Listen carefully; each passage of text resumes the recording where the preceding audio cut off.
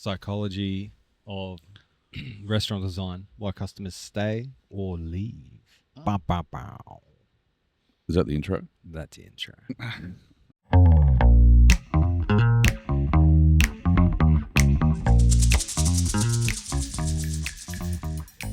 Hello, TK. Archer, how are you, mate? Very well. How are you? Fantastic. Today, You threw me with the grey shirt today. yeah, I know. Nice. I thought I'd mix it up. Also, I hadn't washed. There's that. Yes, so, that's- yeah, I went to put a button up on today and I went, yeah. Nope, not doesn't exist. So, Nope. Today we're going to talk about psychopaths. Sorry, psychology. We're going to talk about psychology to in respect to the psychology of restaurant design. oh yeah, So yeah, Corey's another little cracker from Corey's little cupboard.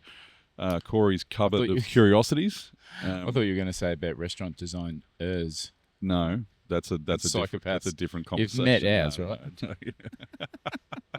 Hi, Kristen. Best in the business, He's mate. very, very good. Yeah, I think, and this actually came out of a conversation I think that we had really early on, talking about Rice Boy in particular. Yeah. And you know, you have the plan for there was very clear from the start, right? That it was never going to be, and I want to use the words that you've said before. It was You won't offend me. no. It's more. I suppose it's hard because it sounds, and like I said to you, it can sound really harsh. Yeah. But which is basically, it was not designed to. What were the words you said? Like, it's not designed for dining. It's designed for. People go there to eat, not Yeah. to dine. Yeah. So you go to a place like Market Bistro or Boca to dine Yeah. because, it's just designed to have entree, main, dessert. The chairs are comfortable. You can burn a few hours here, no problem at all. Yeah. Like the model here isn't, the turnover of tables is not essential. Yeah. We want to greet people with open arms, sit them down and take them on a journey for as long as they want. It doesn't stop people coming in and having a steak and then going. Sure. But they're just two different restaurants. With the Rice Boy model or our fast casual model, which is more or less all of our Asian restaurants, they're designed for 30-minute chairs. So 30 minutes. yeah, and that's Wow. and it's really hard. When we first started, there was nothing on our menu over $25, and for us to charge that lower price, we needed the turnover. Yeah. If we didn't have the turnover, we were fucking dead in the water. Yeah. So we don't have any service there at all, except you walk to the counter, place your order, Yeah. take a table number, and then a food runner will take it from the kitchen past to your table, Yeah. and then clear your plates. That's it. There's no service. You So want another they- drink? You go back up. Go up and get it. And that's all calculated into the fact that we can keep our prices down low.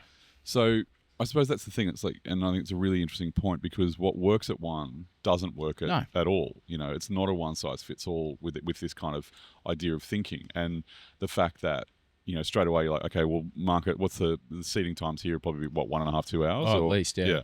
So that gives people the opportunity to spend as Yep. well. Whereas Rice Boy, you're limiting people. I mean, you're never going to kick someone out. No, right? no. It's not like, oh, you've only got 30 minutes, No, but not at all. you just see that that's what happened. 85% of, and we designed it to do that, and then 85% of people do it anyway, Yeah. even if it's just subconsciously they do it, Yeah. because you can only sit on a really horrible metal chair for a certain period of time. But that's the thing. That's a conscious choice. Yeah, and we still get hammered for it online. Yeah. I was going to But- say, how many people? I mean, I imagine there'd be, and it's probably the same type of people. I imagine that probably are saying something. Yeah, I'll revert back, and I've said it time and time again. I don't read reviews, but we have a significant amount of people, and I say a significant, probably 3 or 4 people a week. Yeah. Will comment on the fact they want the music turned down. They want, do you have a chair with a back on it? Yeah. And I get people thinking that we're jibbing them because we're not providing that. Yeah. But we need that chair back. So Yeah. we turn the music up. We have essentially 80s rap music. There's a bit of Vanilla Ice and fucking God knows MC Hammer. Perfect. Otherwise, is very proud of that too. I might. Yeah. Because if you do, you'll find yourself tapping your foot when you're in there. But for people our age, it's fucking pretty horrendous. My mum would be like, "No, turn this shit off." But it's interesting though. But I think if you look at the demographic that actually goes to that restaurant, it's so broad. Yeah, it really is. Right. So you do get. I mean, I've got one of the guys that I play with, G'day Pete, who play golf with, I should say. He goes there often, and very sorry, Pete, just threw you under the bus there. Just somehow or another in this episode, I've just come out and outed a mate that I play golf with, which is not true. Jesus Christ. Wow. I'm going to leave that right alone. Yeah, we're going to maybe need to chop that up a little bit. Nope. Yeah. I was going to say, which means it's not going to get chopped. It's a bit headline. But Pete and Jenny, his wife, they will go in there, and he goes in at like 3:30 or 4 o'clock. They know the time, like when it's. He's just like, they've got it sorted. They like, no one's in a hurry. No one's pressuring them to go anywhere. They just take their time. They have one thing, then they have another thing, then have another, and they have a great time every single time. And then you've got other people that go in there and do the hard and fast in and out, you know, which I've certainly done as well. God, not with him, just to be clear. You really set yourself up for this. When you start sliding, you can't recover, can you? There's no handbrake that's going to pull it up. Like, it doesn't matter what I say at this point in time. But I've spent a bit of time around Rice Boy, in particular this week, because we're just doing quite a bit of just general touch-up stuff in there. It was bashed over Christmas, so we're just giving it a bit of love now and readiness for Easter. And so I've spent a bit of time in and around there, and there is a significant amount of people that legitimately go in there and go, "Can I have one Kieran, bowl of ramen, 20 minutes, they're gone." And I've spoken to them, and I've said, "How often do you do that?" Well, it's 3 times a week. Yeah. And it's not much more expensive than a foot-long sub and a fucking Diet Coke. Yeah. So for them, it's like, I can come in here. I know that I'm going to get fed really quickly. Yeah. I'm not after the niceties. Yeah. It's great value for money, and it's a really good lunch option. And the quality's there. That's the other it really thing. is. So yeah, I think, and for us, if the reservation thing it all winds into this whole model. What is your model? How long are they going to be in there? How many people do you need to do? Based on your average check, what do you think your average check's going to be? And then you just need to multiply it out and figure out, can you do that many people? And which we've spoken about 100 times, that it is a game of math at the end of the day. But, you know, it's that idea of how does that math work better by purely changing a seat or changing the music or some kind of design? Well, I can talk about a fail that everybody just brushes over. And I shouldn't, you know, people run away from their fails and they don't like to talk about it. Yeah. But we fucked it up so hard at RB's. Like, you've dined there, so did you, Corey. Like, the food was unbelievable. Yeah. You know, and the restaurant, I believe, was one of the nicest designed restaurants that Kristen had ever done for us. Yeah. We just fucked that maths up because it was a beautiful restaurant, beautiful kitchen, beautiful private dining room, great bar, but we had 70 seats. So you try and fit that many, only 70 when people want to stay there for 2 hours. Yeah. Your maximum you're going to do on Friday and Saturday nights when you got huge demand. Yeah. Is kind of 110. I was going to say 120 max. So you're not doing 100 on a Monday. Yeah. So if a Monday turns into 40, you're fucked straight away. Yeah. So you're starting the week negative. Yeah. So we just thought that we'd be able to turn those tables a bit quicker, and it was a catastrophic mistake. I say catastrophic, like we recognised probably in the first 6 months that the it's kind of a square peg round hole. Right. And we're like, can we do more people? Can we change the seating to do more people? Can we just add more seats? And we didn't want it to be. It's certain you couldn't. It's not a Rice Point model, right? Yeah. So with a nice wine list and table service, people want to stay and very comfortable seating. It was a really cool space. So you know, and then we did the maths on how much demand do we have at Rice Boy for events, and we never book the downstairs area of Rice Boy out. We only do Rice Boy events upstairs.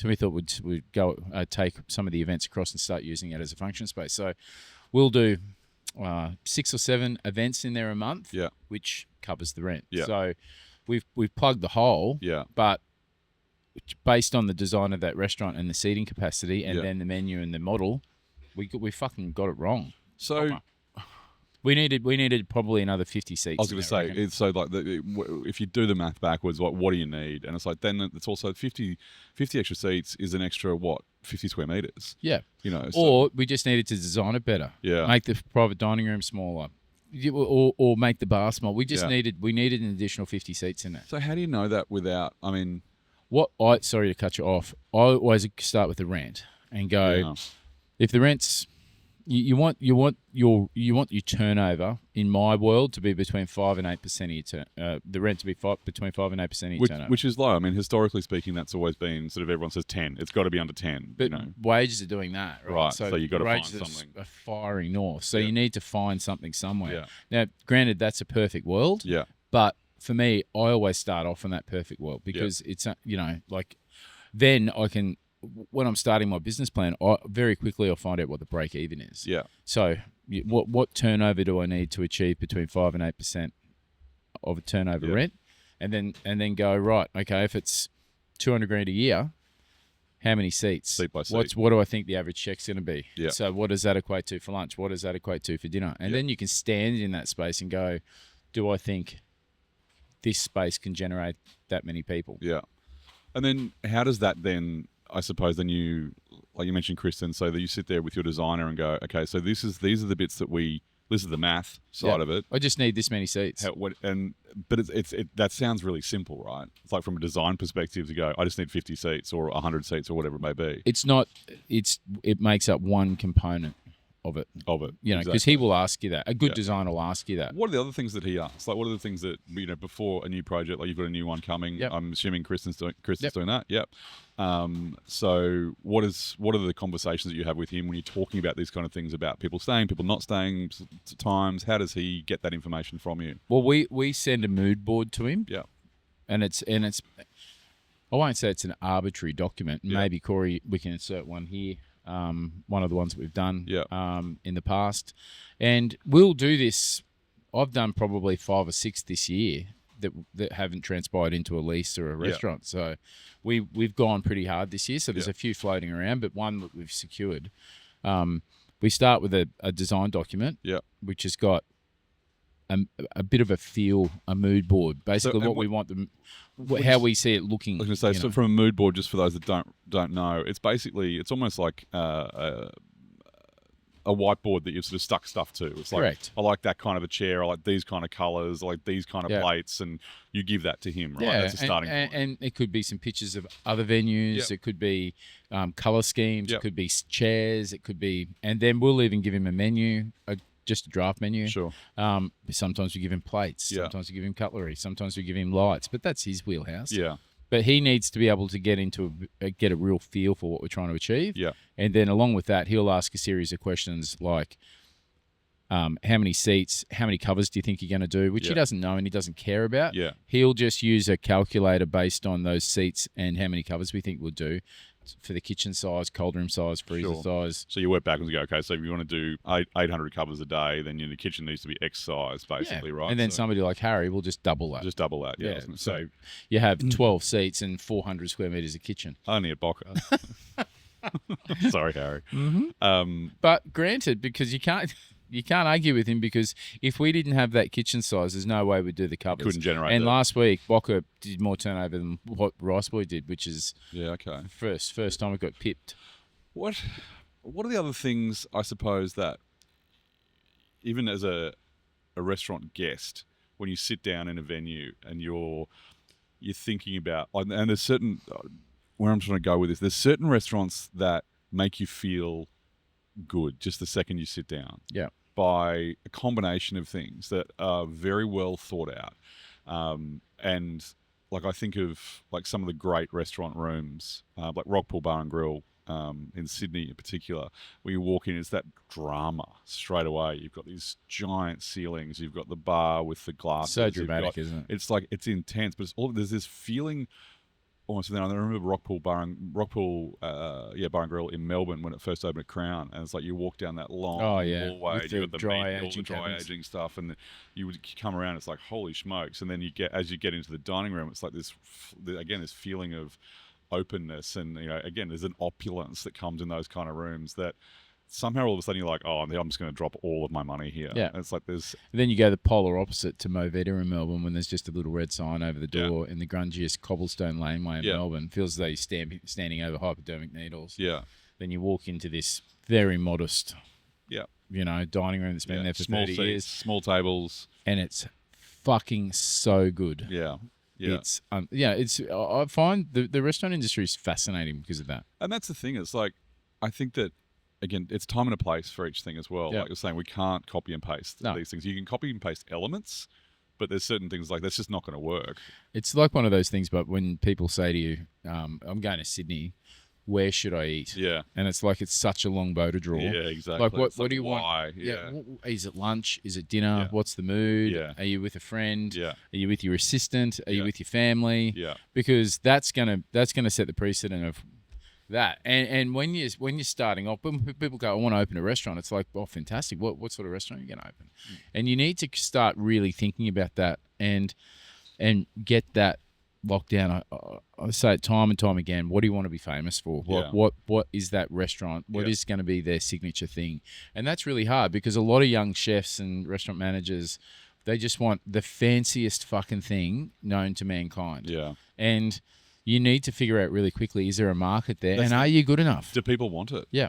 And I think that's the thing. It's that's like expensive too, it's mate. really Fucking expensive. We've been talking this week, so we've got a new restaurant coming as well. And one of the things that we're talking about again, it's like, what's that singular direction that all decisions get made around? So it's like, with Central, for example, it's like this is a subterranean Hong Kong dumpling bar. Yeah, and it's like that's it. That's pretty straightforward. That then defines everything. So it's like drinks comes around that, food comes around that. Everything sort of works in with that singular sort of focus. And so for us, like, okay, for the new venue, it's like, what is that singular focus thing that with like the elevator pitch? How do you describe the restaurant in 10 words or less? And that is everything that we then start making every decision to get to that point. Yeah. Because if you don't have that, then you end up with wishy-washy. It's kind of, we're trying to be everything to everyone kind of thing. It's like, you just can't do it. You can't. At some you end up point with a cake cabinet in the corner of the room. Yeah, exactly. The goddamn cake cabinet yet again. God, I'm glad I stayed out of that one. You were fucking sitting on the same side of the table as what he was. No, I wasn't. I was just sitting on the table. I was like, I want nothing to do with this. You wanted a humidor in the fucking earth, I wanted a humidor. Absolutely, that would have made more sense. But now it's so hard to sell tobacco these days. It's like ridiculous. You end up with a bikie shooting you.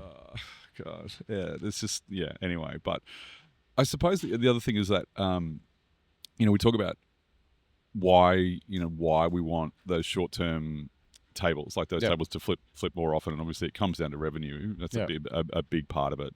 But how it is a fine line, I suppose, between not wanting people to stay and being offensive, and and still wanting people to stay and have and pay for their food and everything else. But I think it's important to come from a place of mathematics on it, because granted, people may find it offensive, but it's fairly offensive to go broke as well. So I imagine so. If we said 30-minute tables in here, it would never work because our wages would go through the fucking roof. But you also can't do this kind of food. No, in 30 minutes. You can't cook a medium well tomahawk. No. That's an hour and a half. It's like fuck. So that type of thing needs to be discussed, and all of those that process is set from the moment you go, this is what I want to open, and then you go from there, because dumplings and stuff. It's the Asian venues that we have, and I can only speak about what we're doing, and that is it's mise en place. It's prep heavy, but it's service friendly. You can fucking punch that bitch out really quickly. Wow. Just bang, bang, bang, bang. Probably bang. a terminology I would change, but Sorry, Tony, just real quick. Can we rewind to what you were saying earlier? When you were saying just before how you said if you went here at Market Bistro to like 30-minute tables and your labour would increase, is that because you would be trying to get more people in the door, so therefore you have to hire more labour? More and people? just the model that we have here with table like solid napkins and silverware, and the level of service staff we have at the front, and then the level of chefs we have in this kitchen.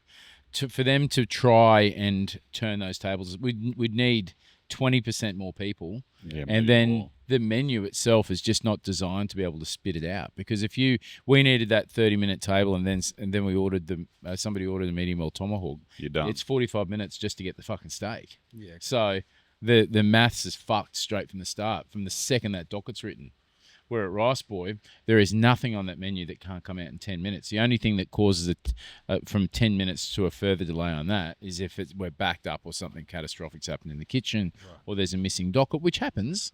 I mean, you've fucking cooked in it. Like, things happen. Did you lose a docket? No, I didn't. Never. No one ever loses the docket. Never in my life. And sorry, just to touch on that a little bit further, but like, do you have to factor in like training for the staff? Like, when you're thinking about something like that, if you were to do something like that here, would you factor in things like training the staff to help them remember things like the day's specials and all that kind of thing? I think Terry Galasha's model when he had Monster Show was good. I mean, Melissa worked there for a long time, and he had to do 2 sittings because it was a small restaurant. Yeah. So there was a first sitting, and don't quote me on these numbers, I think it was 6 to 8, and then 8:30 to close. Whenever, But there was very strict protocol on that first sitting. Yeah. And Terry was a motherfucker. Yeah. Like, he was a fucking killer. Yeah, it was like, get out. Yeah. Well, and he started fucking revving the staff up from the moment their entrees came. Yeah. Because he was like, let's go. And then he'd be standing there staring at him going, what the fuck? Yeah. Where's the, get so rid of these basically, they'd go, while you're eating your dessert, they'd go and stand over the table more or less. So, yeah. But they knew that they had a 15-minute window to reset the restaurant. Yeah. And I think the thing the next load comes in. A lot of restaurants these days, I mean, certainly all of ours work on a similar process. Like, we're on booking, all the booking information says that. Yeah. It's like, your table is for X amount of time. I think that was really a COVID thing as well, right? That came out of that, where it's like, well, this isn't the new norm. You can only spend X, Y, Z, whatever it was. So, so you allocate seating times? 100%. Yeah, definitely. So depending on the venue, and depending, like, some of them have longer seating times, some of them have shorter. But those turning, like, they need to be turned. Yeah. Simple as that. Well, what Nick does here is, like, tonight I think we've got 160 or something booked, and we're full now. So, but if somebody rings the restaurant chasing a table, he'll then verbal them saying, can do something at. Yeah, but we're going to need that table back at exactly. blah, blah, blah. So, and then they need to make a decision, because and it generally is like a kitchen table, like on the pass, or a bar table, and he'll say, look, I need that table back in an hour and a half or an hour. Which and some people are like, I just want to come in there and have a quick bowl of pasta and go to the movies, or I'm just grabbing a quick dinner on my way home. Yeah. It's also like, if you get that, it's like I get people reach out quite a bit for bookings at rickshaws in particular now. I had one this week, and it was a good friend. He's like, oh, mate, I hate to ask, but and I was like, look, yeah, absolutely. Like, there's always, some sneaky tables there, but it's like, do you mind where you sit? Because that's going to have an impact. Yeah. So it's like, I want to on the water. I want to be in the ocean. It's like, well, then just go to the ocean and we'll throw a bug roll at you. But not quite. But, it's like, people, I suppose, if you're flexible with what you want, and it's like, again, it's like, no, I want to have a nice slow dinner. It's like, okay, well, then we can't do that tonight. Yeah. Well, I can do this option for you, if you want to do that. Or come in at 8:30 and then you can take as long as you want. People are like, 8:30, I'll be in bed. And it's like, well, I want to be in bed as well. So no, you can't do that. But I also think, Corey, just to go back to your point, the other thing that would be really critical here is in general, if you're shortening service times or allowing table allowance times, is that the staff, you need more staff to do it, because everything's happening quicker. So instead of having one staff member in a section, you probably need one, like you said, 1.2. I reckon it's probably more like 1.5. So because you need someone bussing hard to get tables clear so that you can then turn them over really quickly. You need someone making sure that all the cutlery, all the prep and everything else, that mise en place is done through the day. It's like there's 3 kitchen hands on every service at Rice Point, just to get everything through quickly. And then there's people, all they do is clear tables. Yeah. And then the runners, there's like 8 runners lined up, and all they do is go from the pass to the table and then run back. So they're not bussing on the way in, or very rarely? No, because there's other buses that just bus. Yeah. And then it's all hands on deck, because the hard bit is that you'll get 40 people come in, sit at the same time, and then they'll hop up and leave. And it's like somebody's throwing a hand grenade. Yeah. And then it's like, I can't believe these guys let it go like that. I know. It's like Dude, 2 seconds ago, there was 800 people here. It's like, mate, I was so that person when we first opened, and I'm sure Eliza just wanted to in terms of what? How I'd walk in and go, fucking hell. It's horrible.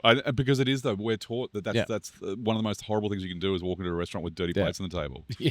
You want to talk about psychology in a restaurant. So I walk into a table and there's dirty plates. I'm like, this is not looking good already. Yeah. But again, depending on the venue. Yeah. 100%. Is there anything else that you think about from a design point of view before you even get started that you're like, that's something we or something that you've picked up over time that you're like, that's something I wouldn't have thought of 10 years ago, and now it's critical? Again, it's so independent on what the venue is. Yeah. Right? Like I think a formal venue or a venue that has a half-decent wine list and offers table service, that centre maitre d's table that should be more or less in the centre of the venue is so critical. Yeah. So you can put wine by the glass in there, extra cutlery, extra glassware, so you're not coming all the way back to the bar. Yeah. You know, that type of thing is critical and important, I think. And I never used to really think about that, but because I always come from a place of the kitchen, everything's got to be at an arm's length. Yeah. And if you're standing in the kitchen when all your stores arrive and you're fucking struggling to find a home for that one last box, that means you've got the model right. Yeah. The more space you have, the more space you'll use. So just put it in the shed. Yeah. But then with the front of house, I didn't think it was too much of a drama for him to come back to the bar. Yeah. But as you know, it's time. An extra 3 or 4 steps when you've got a big, like this restaurant's 400 square meters. Yeah. Suddenly you're burning 30 hours a week. Absolutely. And at fucking $35 an hour, that's expensive. And Corey, the other thing I was going to say about that question, which is what Tony was referring to, the other thing I'd be doing is giving everyone running shoes. Yeah. It's like that's just need to move faster. You know, I think the idea of uniforms, like I really enjoyed the last trip I went to Melbourne, and we went to a couple of nice restaurants, and the old waistcoat is coming back. Yeah. And I think it's cool. Like, it looks really great. But when I worked for the Van Handels, and they had a policy of you express yourself, wear the clothes that you like to wear. Yeah. We'll provide an apron. I really like that. Yeah. I don't know why. I think the staff really appreciate it. But that's kind of what happens here, right? Yeah, it's exactly what happens here. Rice Boy and the Asian restaurants, we provide them with a shirt, but we say just be comfortable and make sure you've got good shoes. Yeah. And inadvertently, what the girls do is they wear bike pants because it's nice and casual. Yeah, I was going to say you end up with a lot of sort of. But then suddenly people call me a misogynist, and I'm like, I don't. You're not telling them to wear hot pants. No, and that's Eliza. And we're just saying it's hot, and you're going to walk fucking 10K. So if activewear is this, there's probably never a restaurant that's more appropriate to wear activewear in. Exactly. We're here. We have waiters that look like Steve Jobs, jeans and black t-shirt, Nike Air Max. But you wear an apron, and it's smart. And we've never. It's funny when you give them such a long rope. Yeah. We've never had to pull anybody up. I was going to say, because it sounds like a nerve-wracking thing. I think a lot of people are like, no, uniform. Like, we started with uniforms here, right? It was the T-shirts, but then it's like, hang on a second, no. And I think the staff here generally look really good. Yeah, exactly. And Bocca's a prime example of that, because we started off with the same policy. No, there's no uniform. Yeah. But we found that one girl found this like a linen suity thing, shorts and a button-up shirt. Yeah. She looked so smart. And then another girl, so where'd you get that from? Yeah, now suddenly all of the girls at the front are wearing this linen suit, which is really cool, and it marries in so well with the venue. Yeah. They're super comfortable. They can still wear trainers. Yeah. And the bartenders, they just, some of them wear shorts. They always look smart. We've never had an issue, which everybody gets nervous when we say that. Yeah. But nothing's transpired from it. At Southside, one of our venues, the uniform policy there is basically there's a Pantone colour. It's like, that's the colour. Yeah. It's got to be that. And you dance on a bit of a grey area there too, because as soon as you start dictating what somebody has to wear, you need to pay for it. Yeah, yeah. And that's the thing, is like these guys go out and like it's such an eclectic group, and but they're all in the same, it's kind of a sandy kind of colour, and it just everyone looks great. Yeah. And also it's like the young staff there, a lot of casual staff. So it's really, it looks dynamic. They look good in the venue. It's just one of those things. Like for me, I'll be like, absolutely not. But now I'm like, that completely works. Yeah, great. I think it is venue by venue, Yep. And then you go to places like, again, we talked about SK before, and it's like, it's, the old school jackets. And smart. It's like, looks so good. But again, it's straight away, it's like, I feel... It makes you feel as though you're walking into a big time restaurant. It's serious, exactly right. It's like, oh my God, I need my big boy pants on here because they've got theirs. But isn't that exactly what we're talking about before? That everything is pointed at this persona that the restaurant is. Absolutely. Its identity, and all of Simon's restaurants are, it's so clear. Yeah. The identity of what the restaurant. And don't fucking wonder why it's as successful as what it is. Yeah. Because it's fucking, he's done exactly that. Absolutely. And I think that's the thing. Is, again, I think that, for anything to do with what we do, you need that focus. Yep. Because it's so easy to just get lost in the woods, and it's like you're sitting there and you're like, oh, we're gonna do this, we're gonna do that, we're gonna do this, we're gonna do this, and then we're also gonna do this, and it's like, the time. I mean, I've met with people before at that really early stage, before the restaurant's finished, and then they're, we're going to do this and going to do this. Like, that's too many things. It's like, just, Jesus, it's like, the Coco Chanel. It's like, before you go out, take one thing off. Yeah. It's like, maybe take 10 things off because this sounds nerve-wracking already. And it's like, I'm nervous listening to you talk about all the things you want to do. Yeah. Because I just don't think that's possible. Yeah. I mean, good luck. Then you end up with an A3 menu on both sides with, pasta, pizza, chicken chow mein, everything else. It's like, just don't do that. You've seen those menus too. Oh, they're everywhere though. Well, they used to be everywhere. They're not anymore, which is good. But yeah. But I think it's one of those things where, again, for me, that idea of that design and the way that it makes you feel. Yeah. And it's interesting also, the more I think about it, it's like that idea of, it doesn't have to be just a big restaurant. No. Like, because it's like we said, like Bar and Grill or something like that, where they're big, dramatic restaurants, and it's like, holy smokes. Yeah. But then there's other rooms where it's like, oh my God, this is like Anise in Brisbane. Yeah. I used to love that room. It had 14 seats or 16 seats, whatever it's like. And that place, it was just like, I'm just in someone's living room almost. So it was just like, particularly when Harps was there, and it was just like, when those guys first opened that, and you go in there, oh my God, the figs and bacon with Chev. I think I'm not 100% sure, but I think I ate 8 plates of those one day. But there was just something about that place, and again, it's just the way that it made you feel. And that wasn't just the design. It was also the people. It was the uniforms. They didn't have uniforms, but it's like, it's all of those things. Every element comes into the psychology. Yeah, 100%. And I think that's where, great restaurant designers there's this, and I think there's a big difference between a designer and a restaurant designer. Yeah, of course. Because there's a practicality of the restaurant. It's the first thing I'd ask a designer, how many restaurants have you done? Yeah. And have a look at their work. Yeah. Yeah, because there's a lot to it. Yeah. In particular, when you start talking about kitchens. Yeah. Because you've got the health department, you've got hydraulic engineers, you've got fire guys. Yeah. It's a minefield. But that thing as well is like, now you've got people like these specialist kitchen consultants. That's all they do. Like that architect will bring in, or designer will bring in someone specifically for that task. A good shop fitter will do that. Yeah, because you need hydraulic drawings and elevations to get your food license. Yeah. So what Kristen does is he'll do a beautiful dramatic design. So he'll do a floor plate, then he'll take our mood board, create his own mood board. Then from there, he'll do a floor plate for a kitchen, floor plate for the dining room. And then once we say, yep, that's epic, then he'll mock up an actual render that you can physically walk through the venue digitally. And then from there, he'll then pass those designs off onto our equipment guys, which is Food and Beverage Innovations. And then they'll drill down even further. Yeah, and they're specialists. Yeah, they'll put equipment model numbers next to it. They'll do. So it's like, it's got to fit in this space. So this model, Hobart, will fit in there or whatever. And from there, whoever the head chef is, and usually myself, will go in there and go have a bit of a tweak around and go, do we need this? Do we need that? Yeah. From there, we get a quote, and then 9 times out of 10, we'll have to rip the guts out of it because it's like the holy grail of wish list. Yeah. Then we'll take that wish list and apply a budget to it. Yeah. And then we might have to go back and go, well, we need to carve some of this off. So can we swap this out, swap that out? Yeah. Can we lose that, lose this? Yeah. And it might be the fact of we need to get trading and start rolling before we buy that extra bit of kit. So let's put an infill bench there. Yeah. That costs $300, and until we get a few dollars. And in 3 months, we'll swap that out and we'll get that extra fryer. Yeah. That's what we did here. Yeah, and I think that, again, the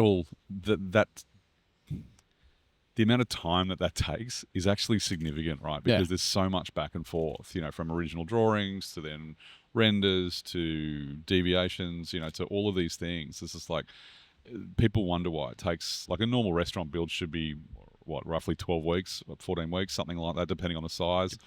6 to 14, depending on the size. And a lot of that stuff happens way before that even starts. God. It's like, you're talking months and months and months. I mean, I know, recent experience, like, drawings are done sort of 18 months before anything actually happens. We started the process in February, and mind you, we're going slow. We just want to make sure it's right. We're not in a rush. Yeah. But we're pinned for a June, July opening if everything goes to plan. So have you got base build handover yet, or no? No, we don't even have a lease signed yet. Oh, okay. But we've started, or we're at quoting stage for equipment. Right. Okay. Kitchen gear. So we're very much cart before the horse. Yeah. But to hit that date. Yeah.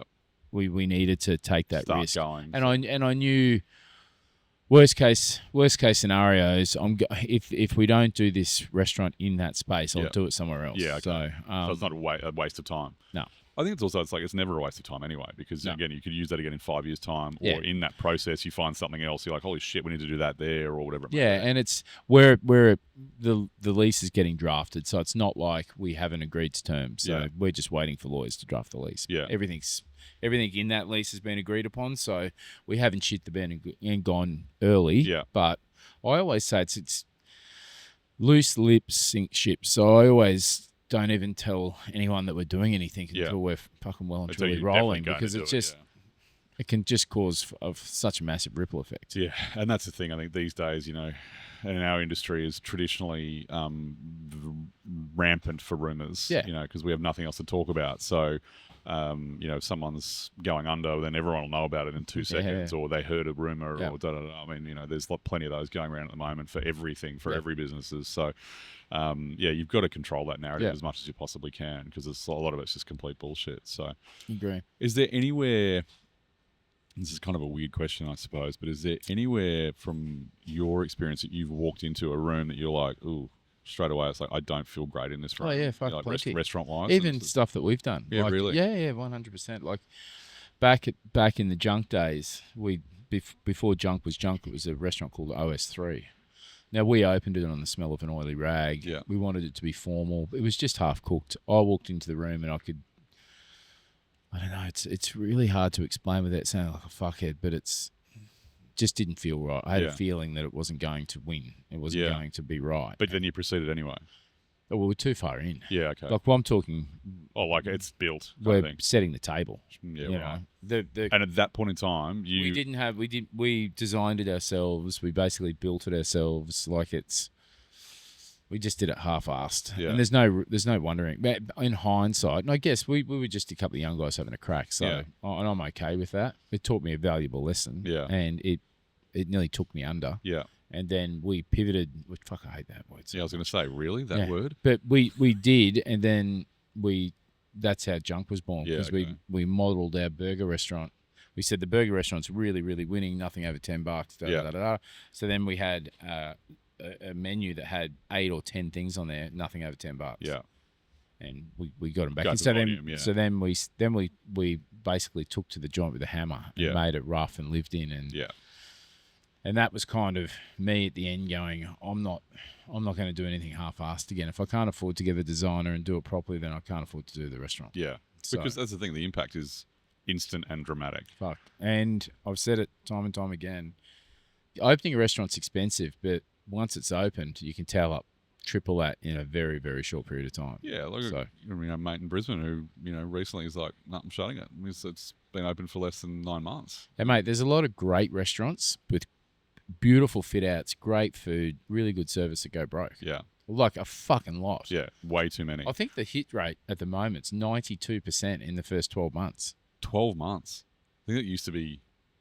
It was never that high. It's fucking catastrophic. I think it was like 70-something in 2 years or something. Mate, which is still there's more and more restaurants, as you know, that have been around for years going, you know what? It's too fucking hard. Yeah. I'm out. Yeah. And it's certainly a young person's game, because the restrictions that the government put on you and the cost that the government put on you. Yeah.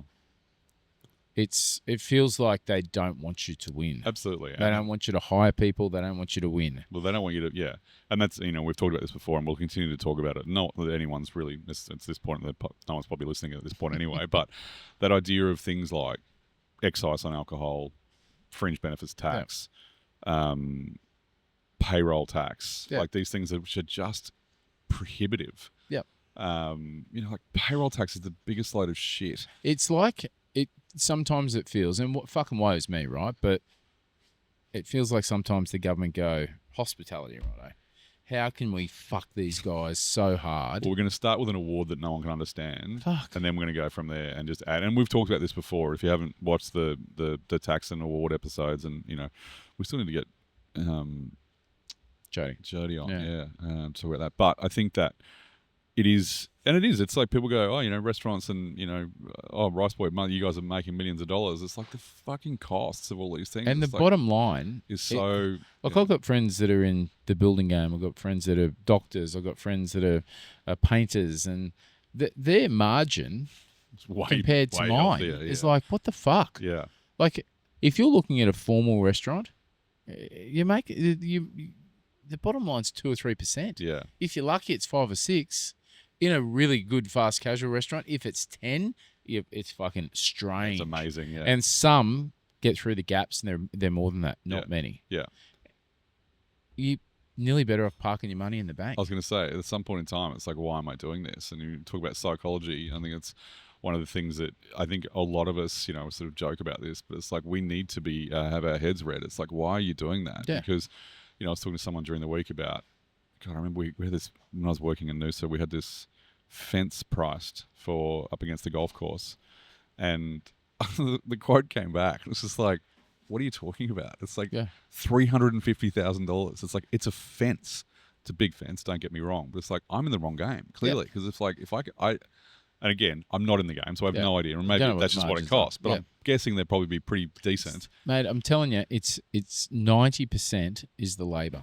Yeah. If you look at any invoice, go and get your car serviced and look at oil filter, fuel filter, oil, labour. Yeah. It'll be like $15, $25, $30, $11. Yeah. So to me, it's like, I'm listening to Anthony Albanese on the radio yesterday going, we're going to increase minimum wages and we help the cost of living. And sometimes I feel like, am I that big a fuckwit that that's not going to... That's not how it works. It's not going to fix the cost of living. It's going to make it fucking worse. But a lot of people sit back and go, it's all right for you, but they don't realise that it's just going to drive the cost of everything up. Everything else, yeah. But they've received more tax because the wages are going up and they don't have to tax cut. Yeah. Yeah, because it's all relative. It's like, we're going to keep tax the same, we're going to pay you more. It's like, well, that means you get more tax. Genius. I don't understand. But it's also they're not paying you. You have to pay everyone more. Okay. Yeah. But it's just the flow-on effect. That's the whole of it. If you don't think fuel's going to go up, lettuce is going to go up, fucking electricity is going to go up, anywhere that has minimum labour is fucking going to go up. Yeah, exactly. It has to, or else everyone will go broke. And that's where we're going to need more psychologists. Fucking hell, mate. It's fucking... I find the whole political thing, it's fucking fascinating. And how people have got such strong views on it. That's why I really fucking hate talking about it, but I love listening to it as well. I don't. It's just, I don't want to... I don't know. Maybe it's I don't know if I'm a pacifist or something, but it's just like... And I love the fact that people have opinions about it. It's just I don't want to hear about it all the time either. It's just like it's funny, it's like exhaustion.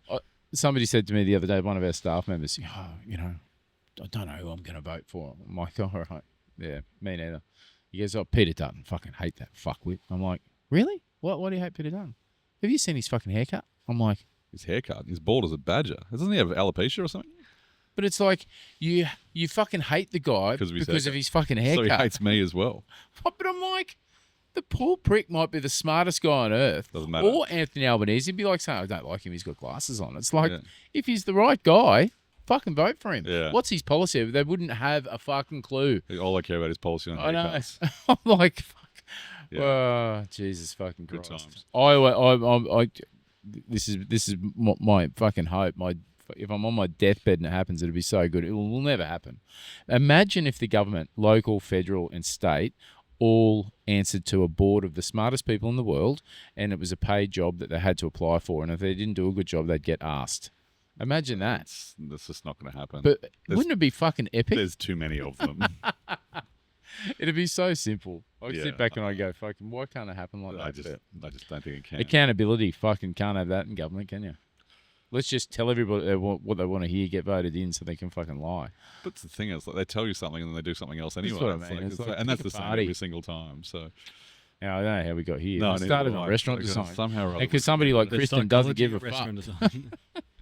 Yeah, that was. If anyone wants to know the definition of tangent, I think this is the new episode for tangents. So, if you were to summarize for restaurant design in getting people to stay for like a fine dining, or not fine dining, but a longer sort of style, how would you summarize that? What would you do? I think for me, I'd be looking at comfort first off. The idea of luxurious things that, basically, seats, I think is a really important part of it.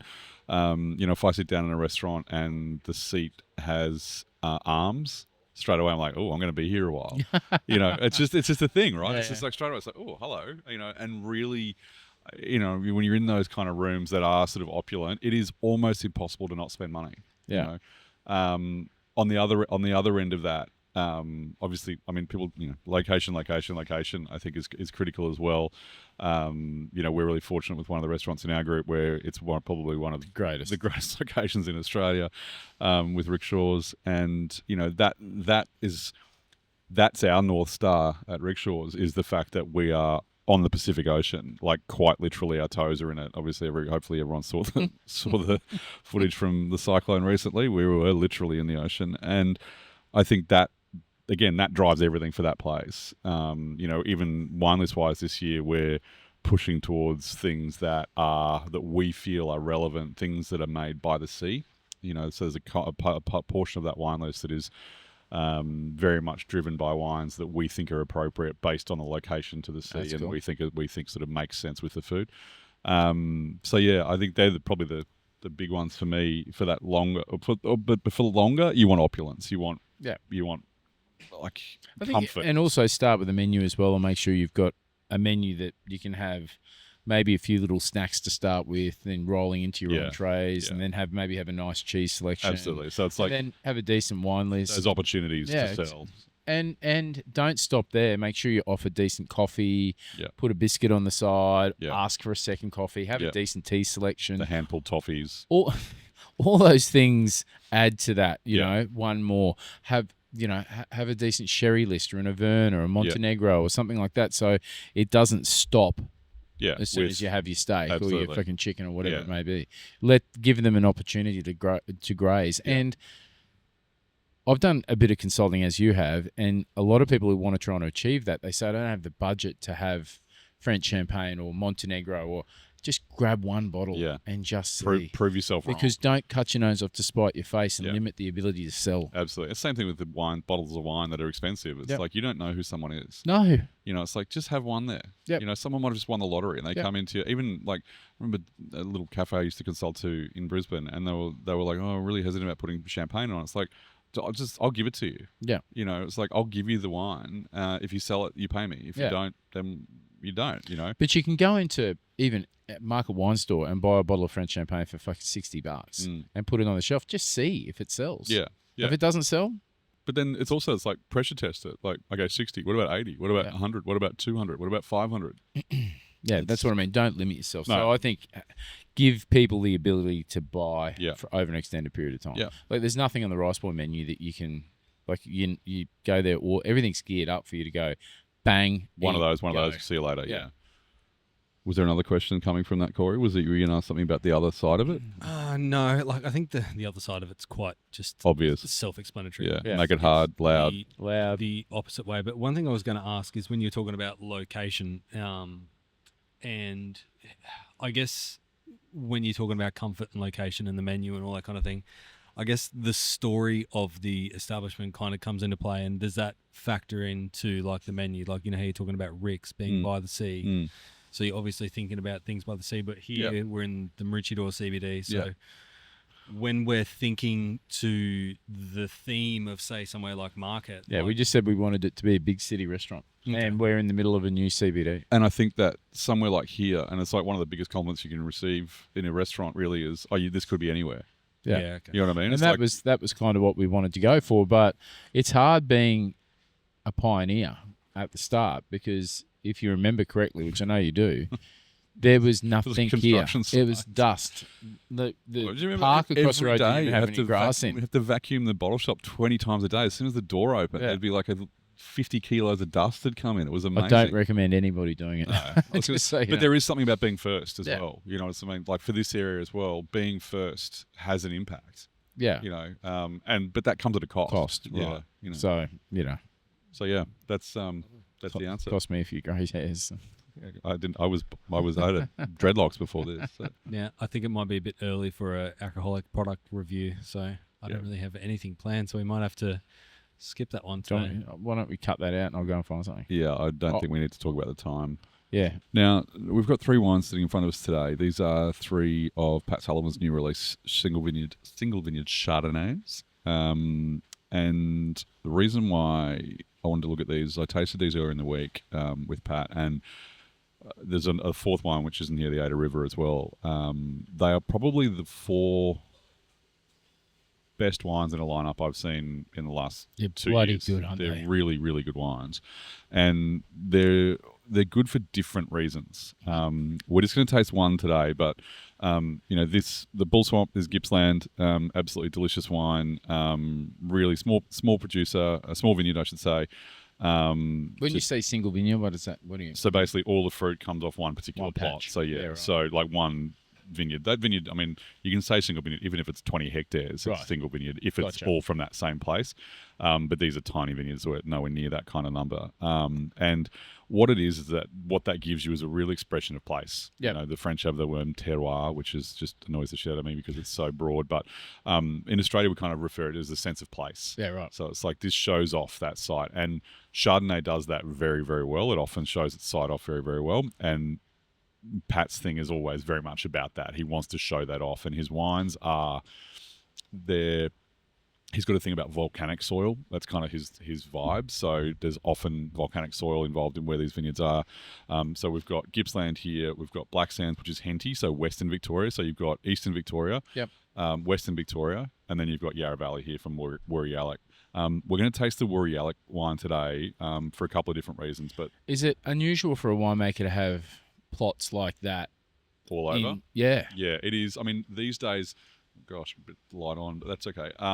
It's all good. I've already had it. So Pat generally doesn't own the vineyards, so he's buying fruit off producers. So he'll work really closely with these guys across the year, and make sure that he's getting the fruit in the way that he wants it. But it is more common these days than what it was. Yep. Historically in Australia, a lot of the bigger companies would blend from all over. So, you're not getting single vineyard wines. You're getting like wines. Multi-region. Multi-variety. Is it? Yeah. I didn't know that. There's generally a liquor Cabernet in there. So, yeah. Oh, shit. Yep. Depending on the year, but there's often some other bits and pieces in there. Obviously, they don't need to tell you that. If it's under 15%, they don't have to tell you. But, generally speaking, I think it's probably 7 or 8 years out of 10 that there'd be something else in there. So, and what contributes to the when you get in particular that I've noticed in sort of Russian River, US Chardis, that real rich, nearly orange color. Yeah, is that pure power? Is it? Well, that there's a couple of different ways depending on what you're talking about, but often that's oak, right? Because some of them are too much. But others, the color is striking, but there's great balance. Yeah, and it's not color comes from. It can be sort of micro oxidation that happens during the winemaking process as well. They could be doing it on purpose, open top fermenters, all those kind of things. There's lots of things that winemakers can make decisions during the process that will have an impact on there. America, and again, there's a broad sweeping brushstroke, but a lot of Californian Chardonnays historically have been that bigger, richer, worked style, kind of like Chardonnay was here in the 80s, where it's like throw everything at it, like all of the toys that you have, let's make it work. So, whereas now, Australian Chardonnay, and particularly wines like this, it's just the complete opposite. There is power, but there's precision. That's not fucking power. But there's precision, and I think that's the really big thing. And that's one of the things that I really love about this wine. I think it's unbelievable. And we did a wine dinner in here on Wednesday night, and it was received so well. Like, people were fucking blown away by this lineup. What I like, and the reason why I wanted to taste this particular wine, the Wurrialek, so this vineyard's Upper Yarra. It's actually a vineyard called Lusatia Park, which has gone into some great wines for a very long period of time. I used to sell wines coming off this vineyard 20 years ago. Yeah. under the brand, under Shelmadine's brand. There's fruit goes into there. De Bordeley get fruit off this vineyard. I'm pretty sure Pennies have at some stage. There's plenty of people that want fruit off this vineyard for a reason. It's a really special little place. If you look at it, there's nothing. It's weird because it's nothing. There's nothing dramatic about this vineyard, but the quality of fruit that comes off here is just mint every single year. And so I've got a bit of a soft spot for this vineyard in particular, and that's I like. For me, I really like being able to say, well, I've seen iterations of this by other winemakers with fruit from this vineyard over the last 20 years. So it's cool to see this now. And when I caught up with Pato in the week as well, it's like, is that Lusatia? And he's like, yeah. I was like, God, it's so good. But what it is, and what I like about these wines and this bracket of wine in particular, is that what he captures is energy. These wines have energy. They have drive without just pure power. It's not all artifacts. No. The fruit is there. Like, yes, there's oak, and yes, there's a little bit of a winemaking in there, but it's not over the top. It's all just in like perfect balance. And as I said, these wines excite the shit out of me. It's amazing. You could eat an oyster, a scallop, or a piece of veal with that. Yeah. Pork. It's pretty versatile. Yeah. I mean, again, we're in a really lovely spot with Australian Chardonnay where there's so much good wine out there, and like these aren't inexpensive wines. No.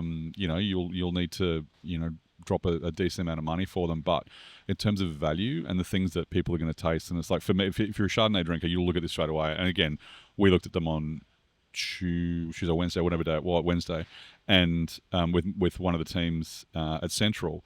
And everyone was like, holy shit. It's like, they're serious wines. Yeah. And the distributor was like, hey, you need to pay attention to these. And it's like, okay, whatever. And it's like, you hear that and you're like, sure. And it's like, oh, no, yep, you're right. They're really, really, really good wines. So, I keep an eye out for them. 100%. I think if you can get your hands on any of these wines this year, jump on them because they're going to go real quick. Marketwinestore.com.au. Or you'll be able to get a 6-pack unless I get in first. Maybe. Fucking delicious. I think shout out to the winemaker because what an amazing, especially that Yarra Valley fruit. Yeah. I like them all. We'll have to taste the others after we turn off the cameras. So what's that? Damo will kill us. It'll be fine.